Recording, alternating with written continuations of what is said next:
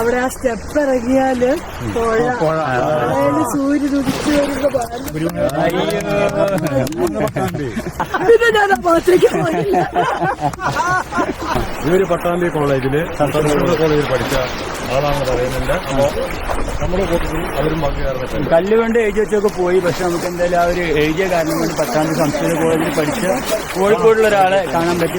പട്ടാമ്പി വളരെ ഇഷ്ടമാണ്, പ്രത്യേകിച്ച് അമ്പലം.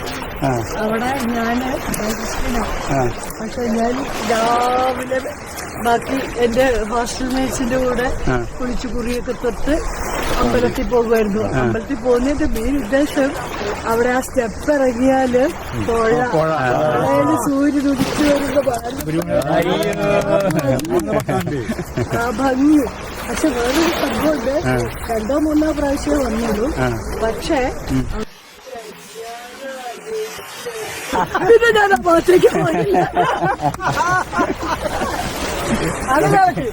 അതായത് നമുക്ക് എവിടെ പോയാലും ഒരു മലയാളിയെ കാണാൻ പറ്റുമെന്ന് പറയുന്നത് പോലെ എവിടെ ചെന്നാലും ഒരു പട്ടാമ്പിക്കാരനെ അല്ലെങ്കിൽ പട്ടാമ്പിയുമായി കണക്ഷൻ ഉള്ള ഒരാളെ കാണാൻ പറ്റുമെന്നതിന് ഉദാഹരണമാണ് ഇവിടെ ലക്ഷദ്വീപിൽ വന്ന് കൽപ്പത്തി ബീച്ചിൽ പട്ടാമ്പി എന്ന് കല്ലുകൾ കൊണ്ട് എഴുതിയപ്പോൾ പട്ടാമ്പിയുമായി കണക്ഷൻ ഉള്ള ഒരാളാണ് നമ്മളോട് സംസാരിക്കുന്നത്.